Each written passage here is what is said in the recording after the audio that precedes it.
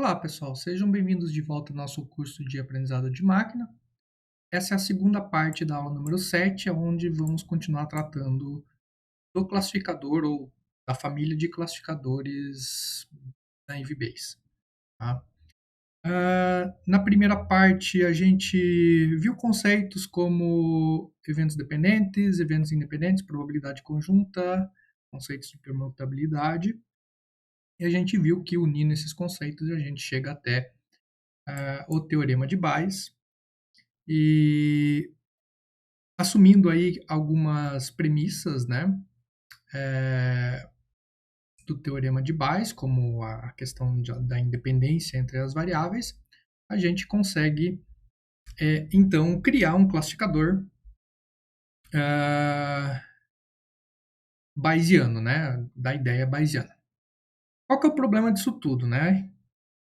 Depois a gente fez, inclusive, um exemplo aqui, né, onde a gente montou um classificador bayesiano, baseado em probabilidades. Quando a gente calcula a probabilidade de um termo xi, né, para, por exemplo, sol, né? Sol, qual a probabilidade de ter sol quando a pessoa vai jogar? Então, aqui, dois nomes, tá ok? Então, a gente fez isso. Só que tem algumas coisas extras aqui que a gente tem que comentar e complementar. Um dos problemas que existem dentro da IVBase é o problema da frequência zero. Ok? Vamos supor que a gente tivesse dentro dessa amostragem aqui, por exemplo, dentro do no overcast, em vez de sunny, desculpa, aqui, em vez de sunny, overcast. Que a gente ia colocar aqui, ó, 0 de 5. Isso ia dar um problema, né? Porque 0 dividido por 5 ia dar um erro aí numérico, né? Então a gente vai ter o problema que a gente chama de frequência zero. A gente não consegue amostras daquela determinada situação dentro da nossa base de dados. Isso pode acontecer bastante, bastante mesmo, porque nesse caso aqui a gente só tem três valores, sunny, overcast e rainy. Mas se a gente discretizasse, em vez de sol, nublado, chovendo, se a gente colocasse isso aqui, vamos pensar em temperatura, né? Temperatura é mais fácil de pensar.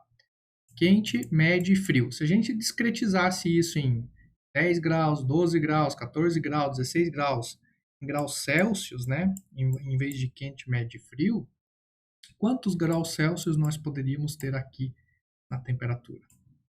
Sei lá, desde uns menos 10 até uns 50 graus Celsius, mais ou menos. São valores bem extremos, mas que podem acontecer. Mas será que na nossa base de dados a gente ia ter amostras? Quantas amostras na nossa base de dados a gente ia ter de jogos com menos 10? Quantas amostras? Não precisa nem pensar num valor absurdo, com 12 graus. Talvez fossem poucas amostras ou quase nenhuma amostra, né? Apesar de ser possível que aconteça. Então, essa frequência zero ela pode ocorrer, principalmente se o número de categorias aqui dos meus atributos forem muito grandes. Né? E aí a gente vai entrar num conceito bastante interessante agora, que é como se estimar isso. Né? Então, essa probabilidade aí, né, de overcast, ela vai virar zero, justamente porque eu não tenho amostragens dentro do meu banco, né? E se eu colocar um zero aqui em qualquer lugar, zero vezes qualquer coisa vai virar zero, isso aqui vai virar zero e vai me estragar todo o cálculo, né? Esse que é o ponto. Então, a frequência zero tem que dar um jeito de resolver.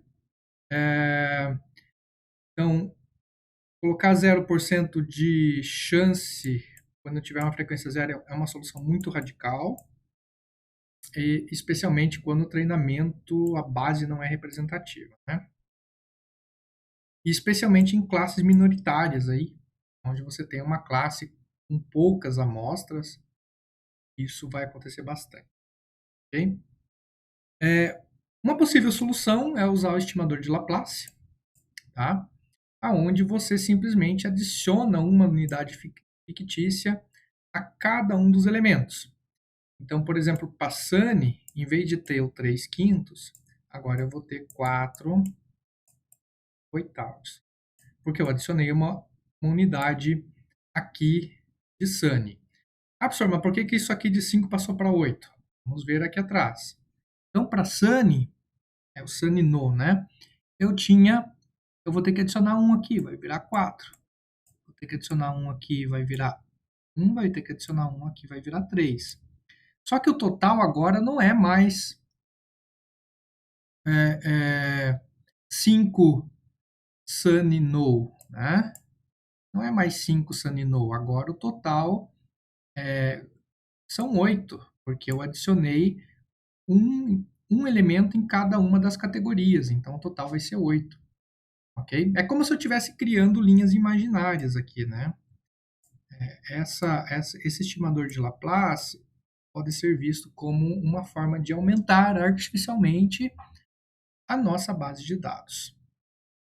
Mais ou menos, né? Porque, na verdade, ele vai trabalhar em cima apenas de uma característica e não da base inteira. Então, desconsidero que eu falei errado.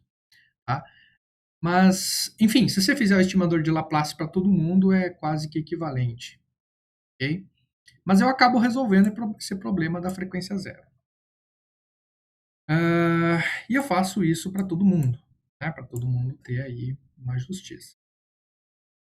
Deve ser feito para todas as classes, justamente para não inserir um viés aí errado. Outra forma de resolver isso, em vez de inserir 1, eu posso inserir m, ok? E aí a gente chama de estimativa zero e não de estimador de Laplace. Tanto faz, tá? E uma solução mais geral ainda é substituir aquele termo 1 por n, né, no numerador, por um termo qualquer aí, uma probabilidade mínima qualquer, 0.0001. Tá? Mas não é muito interessante também. Ok? Bom, uma coisa bacana do IVBase é que ele trabalha com valores ausentes. Como assim, professor, valores ausentes? Vamos supor que você tenha essas 3 características e você, por algum motivo, não conseguiu medir o tempo. Sei lá, imagine que isso aqui é um aquisitor de dados automático, né? E na hora de fazer a aquisição desse dado, ele bugou, né? Ou o cara que estava anotando na caneta esse dado, ele esqueceu de anotar. Ou o cachorro comeu um pedaço desse dado da folha. Né? De alguma forma, a informação de tempo aqui de Outlook, né? Ela está perdida, ela não existe. O Naive ele trata isso de forma bem interessante, porque basta você descartar esse atributo, você ainda tem as probabilidades dos outros 3 atributos e a probabilidade a priori, você ainda consegue calcular aqui as suas saídas e, obviamente, se você quiser normalizar. Tá? Então, ele é bastante interessante porque você pode treinar com todo mundo, né? Você pode criar essa tabelinha aqui com todo mundo, sem problema nenhum. Mas se na hora de fazer a classificação tiver algum valor ausente, eu consigo simplesmente não usar aquele valor ausente e uso apenas os demais. Então, bem bacana, você tem valor ausente dentro da sua base de dados, em vez de fazer imputação de valor ausente, você pode, por exemplo, usar uma IVBase. Beleza? E aí a gente chega na questão dos atributos numéricos. Ah, professor, mas aqui é fácil fazer essas frações, porque, obviamente, essas frações eu simplesmente tenho que contar quantas ocorrências eu tenho de hot, de sol, enfim. E se forem valores reais, professor, como é que eu conto isso? Como eu falei para vocês, se a temperatura variar não em quente, morno ou frio, se a temperatura variar em graus Celsius, como que eu vou medir isso? Se a umidade variar em porcentagem, não umidade alta, umidade baixa, eu poderia ter umidade relativa de 1% até 100%. Okay? Vento, também posso ter uma informação, não só vento, existe vento ou não existe vento, né? Eu poderia ter a velocidade do vento. Então, eu posso ter valores numéricos aqui no meio, tá? e aí eu tenho que trabalhar diferente. Uma das coisas que é bastante feita quando a gente vai trabalhar com valores numéricos é discretizar. Então, você transforma aqueles valores numéricos em valores categóricos, né? Sei lá, se eu tenho a temperatura em graus Celsius, de -10 até 15 é frio, de 15 a 23 é morno, de 23 a 50 é calor. Poderia ser, ok? Essa é uma solução. Mas não é uma das melhores soluções. Eu posso simplesmente assumir ou estimar, né, descobrir alguma função de densidade de probabilidade para aquela característica ou para aquelas características. Normalmente, mas não sempre, utiliza-se aqui uma função, uma distribuição gaussiana, que a gente já viu. Tá? Aqui a gaussiana, obviamente, 1D, mas ela pode ser multidimensional. E aí fica o seguinte, né? Então, imaginando que a temperatura agora é dada aqui em graus Fahrenheit, no caso, né? Eu simplesmente vou calcular os parâmetros da função de densidade e probabilidade.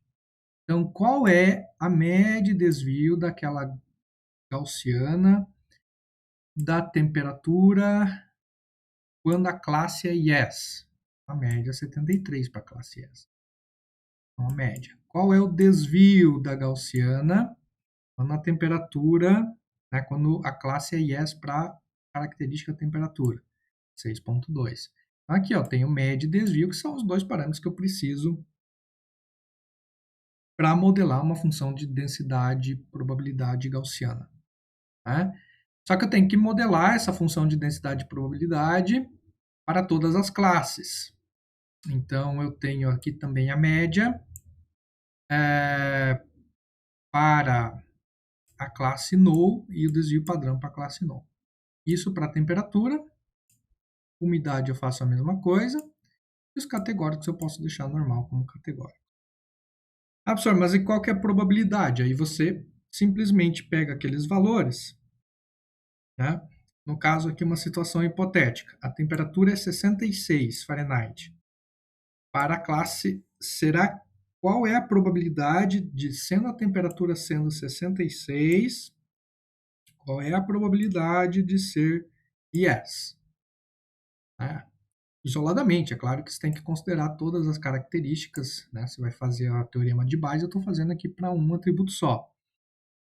Então, você vai pegar o 66, jogar na formulazinha, 66 menos média do Yes, que é o 73, dividido pelo desvio padrão, que é o 6,2, que vai dar esse 0,33 aqui. E aí, esse 0,3 é o que vai ser jogado no lugar, né, como se fosse aqui. Né, que agora a temperatura aqui não é mais 3 nonos. A temperatura agora é o 0,3. 0,03 aqui de probabilidade, né? Dado pela função de densidade e probabilidade. Ok? Ah, professor, mas se eu dividir 3 por 9, dá 0,3. Né? Mas se eu olhar para isso aqui, dá 0,03. Não ficou a mesma coisa. Claro, obviamente porque não é o mesmo dado que eu tenho aqui. Né? Eu não sei a origem daqueles dados lá na frente. Ok? Então tem essa diferença que, obviamente, esses dados aqui são diferentes daqueles de lá. Numa situação hipotética, deveria dar a mesma coisa, mas é por isso que a gente tem que, normalmente, quando se assume uma distribuição, você assume a mesma distribuição para todas as características. Tá? Você não trabalha com metade delas gaussiana, metade delas nominais. Dá para trabalhar dessa forma? Dá. Né? Mas você tem que usar algumas formas de normalização aí para garantir que todas elas tenham a sua devida importância. Ok? E aí a gente chega, mas por que isso aqui é uma função de densidade de probabilidade? Né? Por que isso aqui me representa uma probabilidade? Primeiro que A gente vem falando aí de distribuição gaussiana, mas a gente também é preciso falar de uma distribuição binomial.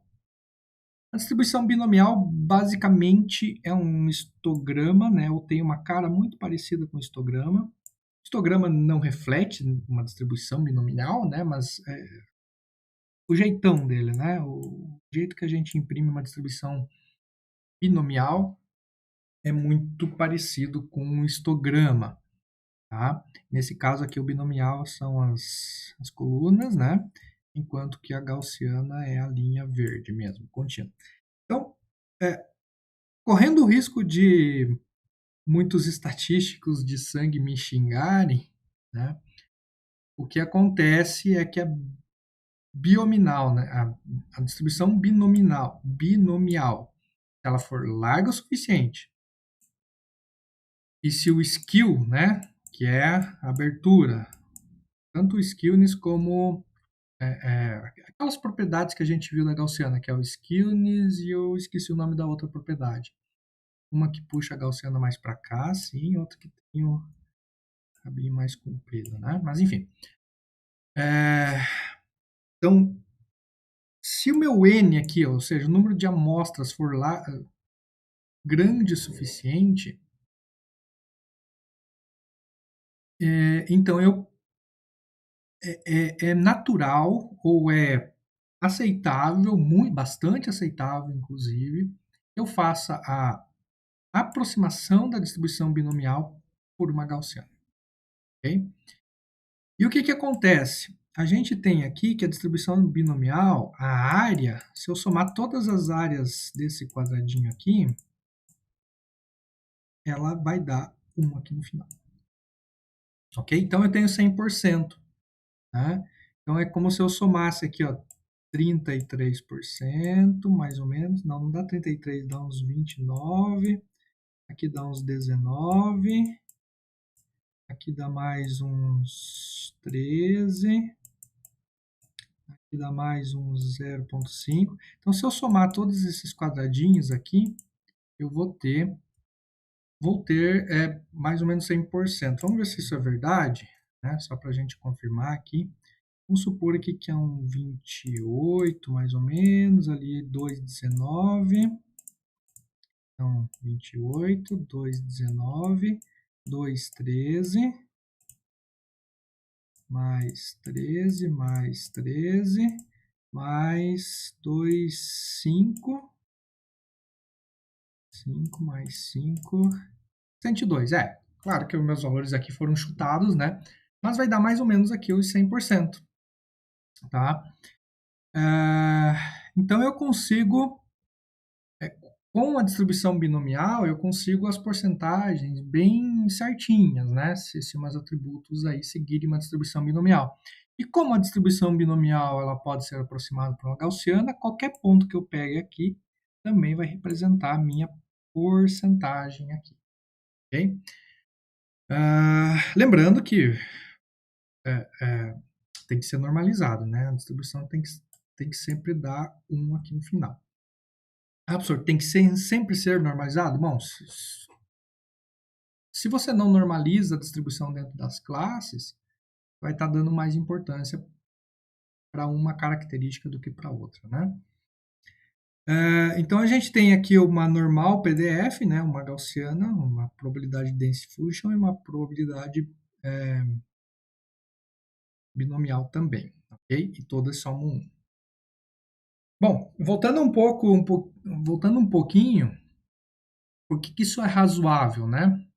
Imagine aqui que eu quero classificar grilos de catídeos, que são duas espécies de grilos parecidos com grilos. Aí. Eu não sei exatamente qual que é a tradução de catídeos, mas são dois aí, gafanhotos, grilos, enfim, são espécies de grilos aí diferentes. E eu tenho essas amostras. Se eu pego mais amostras, mais pontos, né? Eu vou lá e pego mais gafanhotos e começo a medir aí o comprimento da antena e o comprimento do abdômen do gafanhoto. Eu vou ter essa distribuição aqui. Ó. Tá? Então, quando eu aumento a minha amostragem, eu consigo, obviamente, os gafanhotos vão ser maior que os grilos aqui, né? Então, e aí o gafanhoto vai ter uma distribuição, o grilo vai ter outra distribuição, ok? Distribuição dentro da classe. Então é importante ver aqui que eu não estou calculando a distribuição do dado como inteiro, porque a distribuição do dado como inteiro ela é bimodal aqui, né? Tem duas modalidades. Eu estou calculando a distribuição, por exemplo, aqui do comprimento da antena dentro de uma classe. Né? Se a gente calcular a mesma distribuição aqui no eixo baixo, eu também vou ter, né, algo parecido aí com uma gaussiana. Talvez um pouco mais skewness aqui para cá, mais assim. Mas ainda é próximo de uma gaussiana. Né? Então, essa distribuição aqui, que originalmente é uma distribuição binomial, se a gente considerar, ou binomial no caso de uma dimensão, né? Ou multinomial, se ela for mais dimensões, ela pode ser aproximada por uma gaussiana. Ok? E aí a gente tem uma interpretação de probabilidade bem interessante. Por exemplo, se eu disser que eu tenho essas duas distribuições aqui, né, que modelam aqui a antena, comprimento da antena, ok? Se eu disser que o comprimento da antena é 3, esse grilo é mais provável de ser, esse bicho é mais provável de ser um grilo ou de um gafanhoto? A gente vai ver. O 3 jogado na distribuição do Catides vai me retornar um 2. O mesmo 3 jogado na distribuição Grasshopper vai me retornar um 10. Tá? E aí a gente faz um 10 por um 2, obviamente vai ser muito mais provável ser um 10, mas eu quero saber em termos de probabilidade, eu apenas normalizo, dividindo isso aí pela soma dos dois. Me dá 83% de ser Grasshopper e 16% de ser Catides. Agora, e se eu der um 7? Né? Se eu der um 7, jogo na distribuição do Grasshopper, me retorna um 3. Jogo o 7 na distribuição Catides, me dá um 9. Obviamente, probabilidade maior, 9. Transformar isso aqui em probabilidade mesmo, de 0 a 100, apenas normalizo, que me dá 75% de ser Catides. E se eu tiver um 5? Né? Jogo um 5 aqui na distribuição azul, me retorna um 6. Jogo o mesmo 5 na distribuição azul, também me retorna um 6.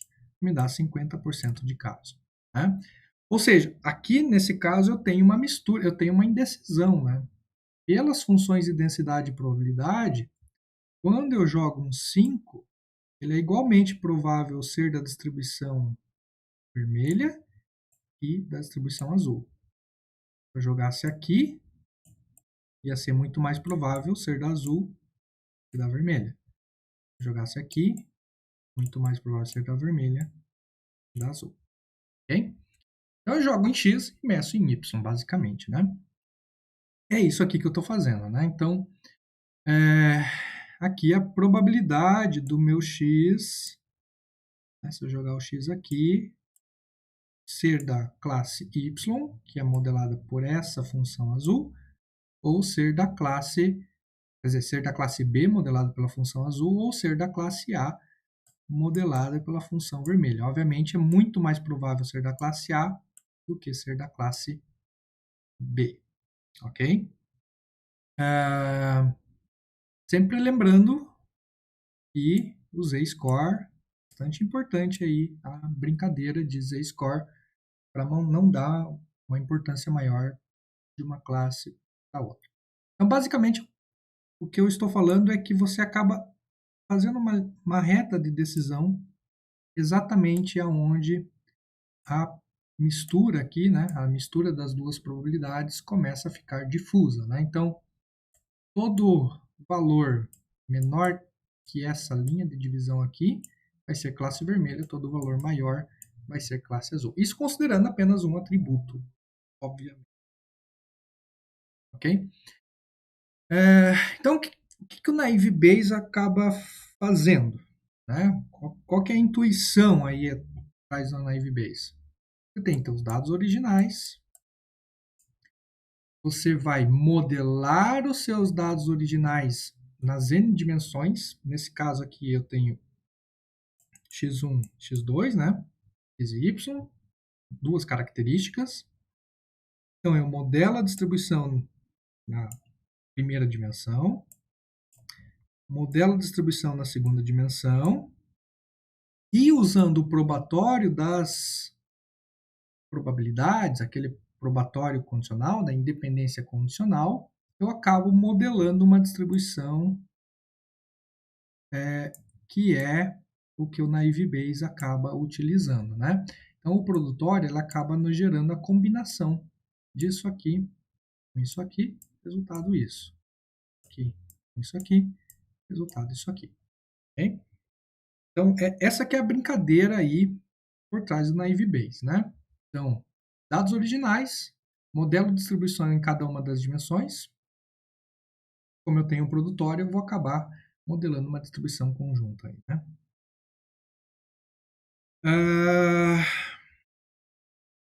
Ou seja, obtenho um estimador, né, de todos os dados, assumindo a independência condicional.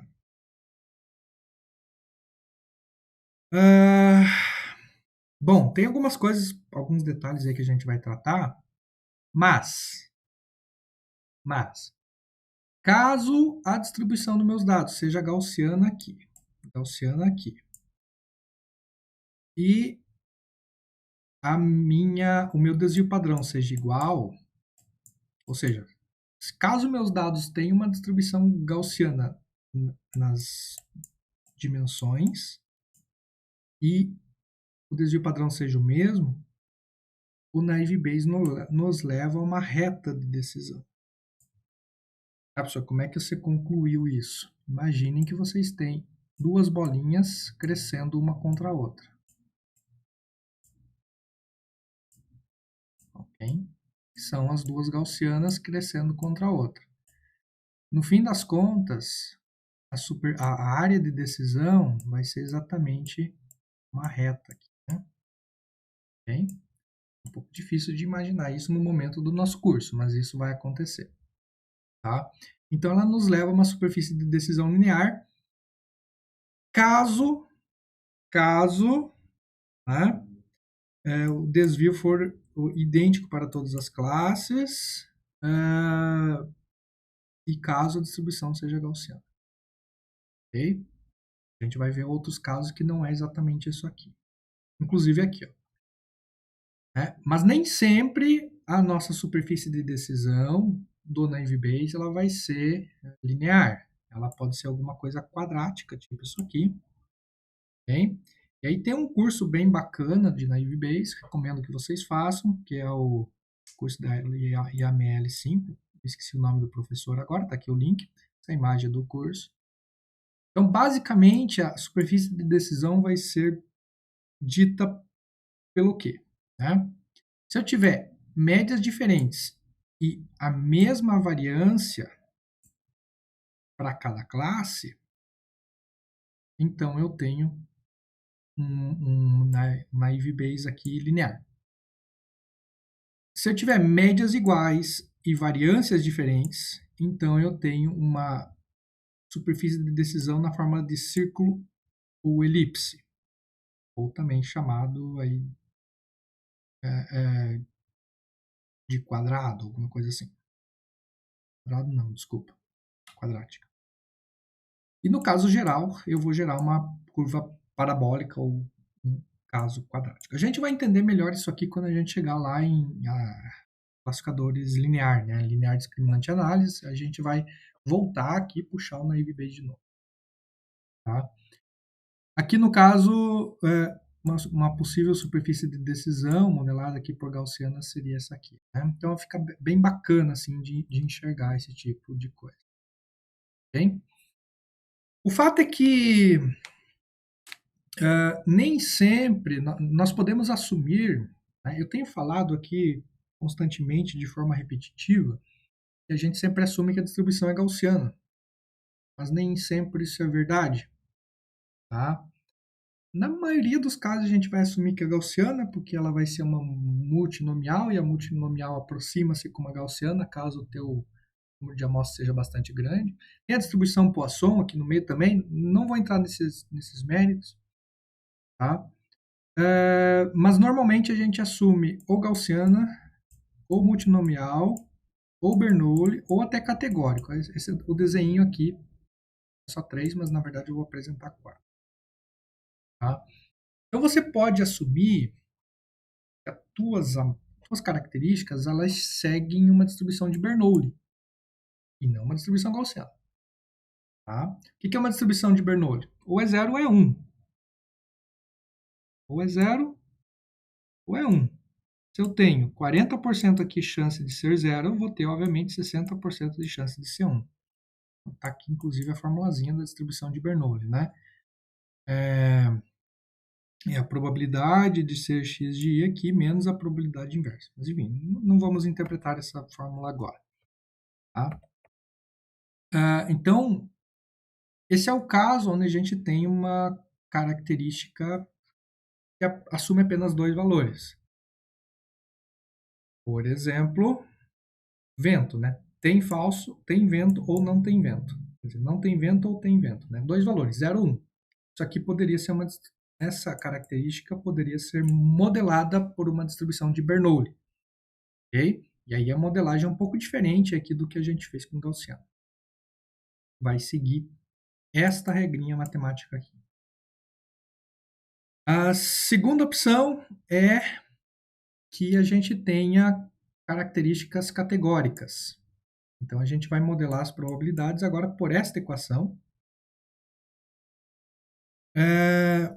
E no caso das nossas amostras, a gente tem categorias. Então, aqui, no nosso exemplo, a gente tem categorias. Por exemplo, categoria Sol, Overcast e Rain. E aí, a gente criou uma função de probabilidade para Sol, para Overcast e para Rain. Qual que é a função de probabilidade para Sol? 2 nonos yes, 3 quintos no. Probabilidade condicional, né? Qual a probabilidade condicional de estar Sol, sendo que eu fui jogar? Ok?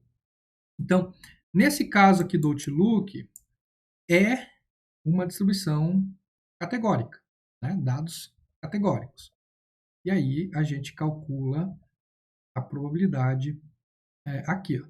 Na verdade, é o que, que é? É o número de ocorrências pelo número total, mais aquele estimador de Laplace, ok? Que é aquele restinho lá que eu falei para vocês para não dar frequência zero, né?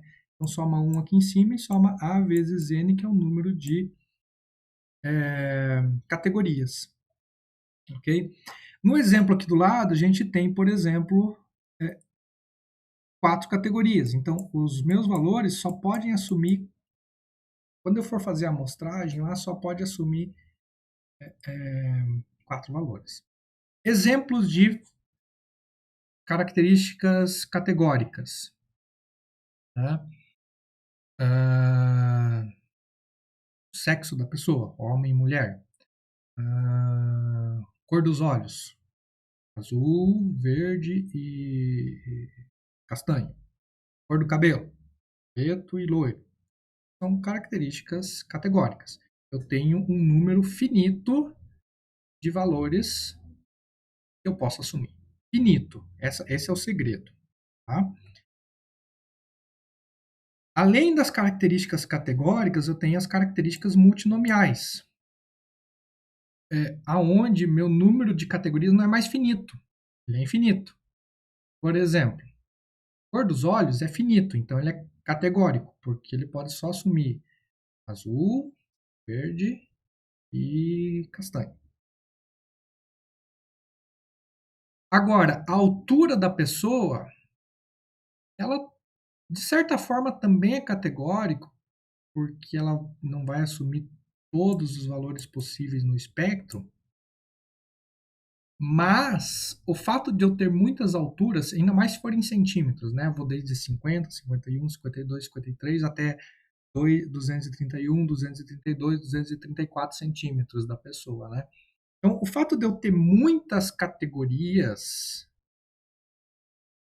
implica que eu teria que criar uma tabela dessa aqui muito grande. Okay? Então, essa tabela aqui ficaria muito grande, como eu tenho muitas categorias.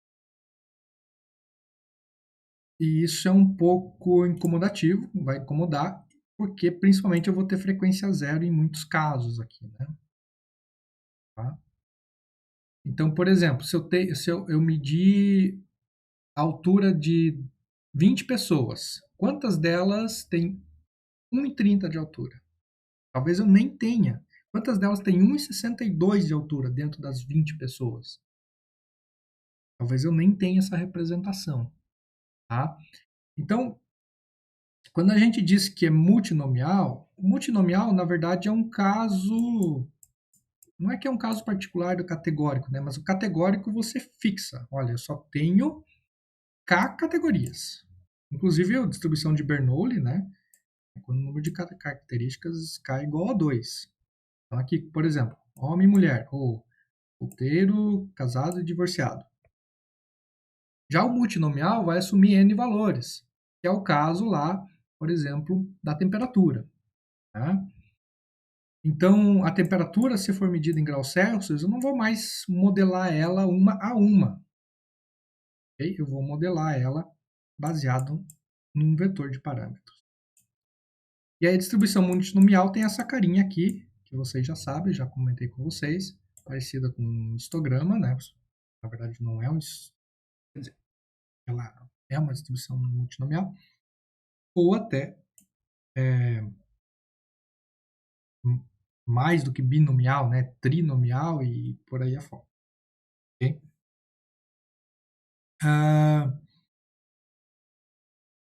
Isso acontece, então, quando a gente tem um número de categorias, quando a nossa discretização é muito grande. Então, eu não vou criar aquele tipo de situação aqui. Né? Se a discretização for muito grande, se eu tiver muitas categorias possíveis, eu não vou conseguir ter uma estimação de probabilidade interessante para cada uma das categorias. Aí eu aproximo essas categorias por um vetor paramétrico. Aí a gente vai ver isso mais para frente, isso sempre vai estar acontecendo. Okay? Outro exemplo de uma distribuição multinomial é quando eu for considerar fazer um filtro de spam, né? Onde normalmente eu conto a quantidade de palavras. Então, se a palavra tiver... Quantas palavras A tem numa frase? Pode ter de 0 até o infinito. Né? Eu não sei o tamanho da frase, obviamente.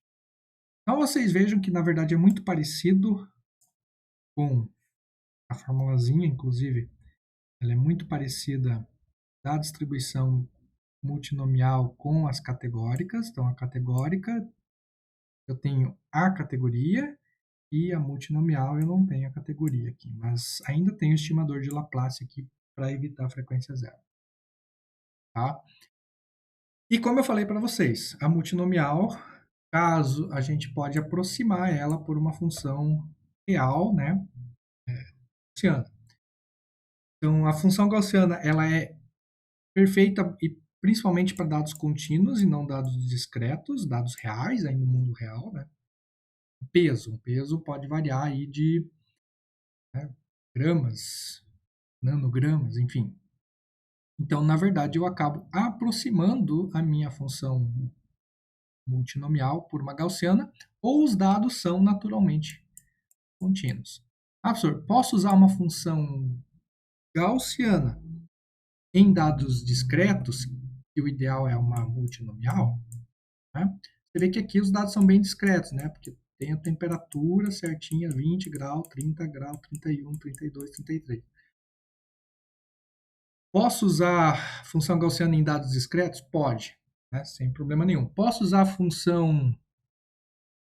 posso discretizar os valores contínuos para usar a função multinomial? Pode também. O fato é que o que é melhor, né? Então a gente nem sabe, nunca sabe o que vai ser melhor, mas sempre que você perder menos informações é o melhor. Essa que é a brincadeira. Tá? Então aqui tem a gaussiana 1D, obviamente, mas como a gente já viu nas outras partes do curso, a gaussiana pode ser multidimensional. No caso, vai ter também eu posso modelar essa gaussiana. Normalmente, para o Naive Bayes, eu modelo a gaussiana sem ter. Modelo característica por característica, xi por xi. Não tem aquela gaussiana com correlações, né? Porque eu estou considerando que os atributos são independentes. Então, a gaussiana, no meu Naive Bayes, ela sempre vai ser modelada uma gaussiana para cada característica,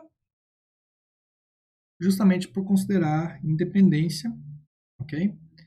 E aí a classificação fica mais ou menos assim, né? Se eu tiver esse ponto aqui, ele pertence a quem, né? Se a gente for olhar aqui na distribuição, aparentemente ele está mais próximo dessa distribuição aqui. Bom, não sei dizer, mas uma interpretação seria mais ou menos essa aqui. Okay? Continuando nessa parte aqui, se a gente abrir o Scikit Learn, o que vocês vão ver?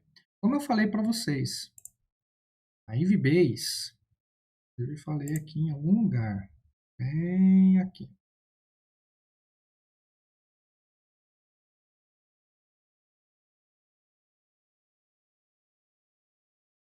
Acho que perdi o slide, mas vamos ver se eu acho aqui. Ó, Naive Bayes não é um simples algoritmo, é uma família de algoritmos, baseado no princípio de independência dos atributos. Como assim, professor? Quando vocês vierem aqui no Scikit, o que vocês vão ver? Naive Bayes e voilá, gente. Tem o Naive Bayes com distribuição gaussiana, tem o Naive Bayes com distribuição multinomial, tem o Naive Bayes com distribuição com Bernoulli, tem o Naive Bayes com distribuição categórico, que é exatamente o quê? Exatamente o que eu acabei de falar para vocês. Aqui. O que eu estou assumindo que é a distribuição do meu dado? Bernoulli, Naive Bayes Bernoulli. Categórico, Naive Bayes categórico. Multinomial, Naive Bayes multinomial. Gaussiano, Naive Bayes gaussiano. Então, por isso, Naive Bayes é a família de algoritmos. O Naive Bayes gaussiano é um dos algoritmos. Ok? Então, a gente até vai clicar aqui no Naive Bayes, em toda a formulação aqui do Naive Bayes, né? Exatamente aquela formulação que eu mostrei para vocês, usando o argmax, não sei o que, não sei o que. E a gente tem o Naive Bayes gaussiano, que é muito fácil de usar. Ó, Gaussian, Naive Bayes, cria o objeto, faz fit, faz predict. Fit, predict, fit, predict. É o mesmo procedimento que a gente fez lá com o KNN e com o classificador centroide mais próximo. Ok? Aí a gente tem o Naive Bayes multinomial, tá aqui a formulazinha. Esse aqui é um caso particular, depois a gente pode até comentar. Naive Bayes baseado em Bernoulli e o Naive Bayes baseado em categórico e alguns outros Naive Bayes aí que nesse caso o Outcore aqui é um Naive Bayes que não cabe na memória, né? Então dá para usar essa função aqui para quando você tem muitos dados, né? Big Data no caso, né? Sempre que não cabe na memória a gente chama de Big Data. E aí você precisa de algumas implementações específicas. Esse complemento Naive Bayes aqui já é uma adaptação para casos onde a gente tem dados desbalanceados. A gente vai falar sobre isso mais para frente. Tá? Mas basicamente o que eu quero que vocês percebam que essa aula ela cobriu praticamente todos os algoritmos aqui do 1.9, né? Que são a família Naive Bayes, né? Que é uma família de algoritmos, e o algoritmo mesmo ele é determinado pela distribuição que você assume das tuas características. Professor, vou assumir que a distribuição é multinomial. Ela vai ter N categorias. Então, a minha característica ela pode ser descrita por N valores, variando aí de 0 a infinito. Multinomial. Ou, vou aproximar o multinomial com o gaussiano? Ok, posso. Ou é valores reais? Gaussiano. Só assume duas categorias? Bernoulli. Só assume uma quantidade bem restrita de categorias? Categórico. Ok? Então tem esses três casos. Não é tão simples de entender esses três casos, mas espero que tenha ficado uma pista aí para vocês. ok? Então, Naive Bayes é robusto a ruídos isolados, porque outliers pouco afeta o cálculo da probabilidade, tá? Então, se a gente pensar numa distribuição binomial, se eu tiver um outlier aqui, ó, né? Distribuição assim, ó, isso aqui pouco vai afetar a distribuição de probabilidade, ok? Afeta? Afeta, mas é bem pouquinho. É robusto a atributos irrelevantes, já mostrei para vocês. Opa, mesmo que o atributo seja irrelevante, o fato de você usar vezes dentro da formulação do naive, certo? Vamos supor que esse atributo aqui, temperatura, seja irrelevante. Então, esses dois termos aqui pouco vão influenciar na cálculo da probabilidade final. Isso aqui vai continuar sendo maior, isso aqui vai continuar sendo menor. Tá? É claro que você não pode ter muitos atributos irrelevantes, mas poucos atributos irrelevantes, tudo bem. É capaz de classificar valores ausentes, isso eu mostrei para vocês. Assume que os atributos são igualmente importantes. Então, todos os atributos têm uma importância igual. Isso a gente assume, né? Mas no fim das contas a gente sabe que alguns podem ser irrelevantes, mas aí ele vai afetar pouco. E o desempenho pode ser afetado pela presença de dados correlacionados, mas muitas vezes a gente assume que eles são justamente independentes, né? Mas muitas vezes funciona bem mesmo que os atributos sejam correlacionados. Quando que o naive Bayes falha? Nesses casos aqui. Aqui, naive Bayes simplesmente não funciona. Quando a gente tem algumas distribuições que não seguem Gaussiana, não seguem multinomial ou categórico e não seguem Bernoulli, aí estamos com um problema, tá?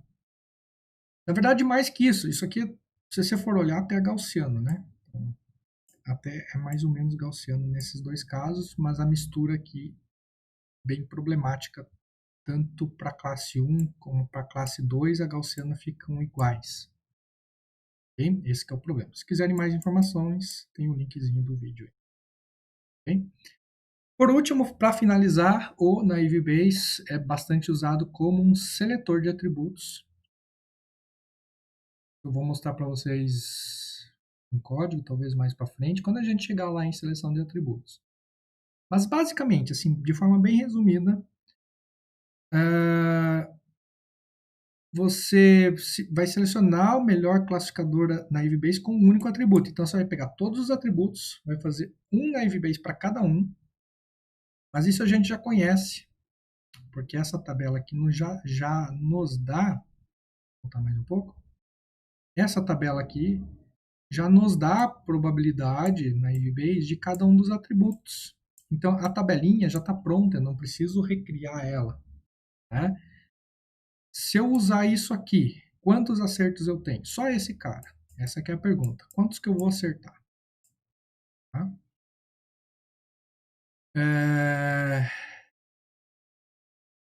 Isso, na verdade, é bem fácil de perceber quantos eu vou acertar, né? Agora, então eu simplesmente faço um naive Bayes para cada um dos atributos e vou pegando os melhores, ordeno os atributos melhores, né? E vou colocando eles, né? Então faço um classificador com um atributo, depois faço com 2 atributos, depois com 3 atributos, depois com 4 atributos, até que eu não consiga melhora ou que eu não tenha mais atributos para selecionar. Bastante interessante. Nós vamos falar mais sobre isso algumas aulas para frente, onde a gente vai falar especificamente de seleção de atributos. Ok? Então, muito obrigado e até mais.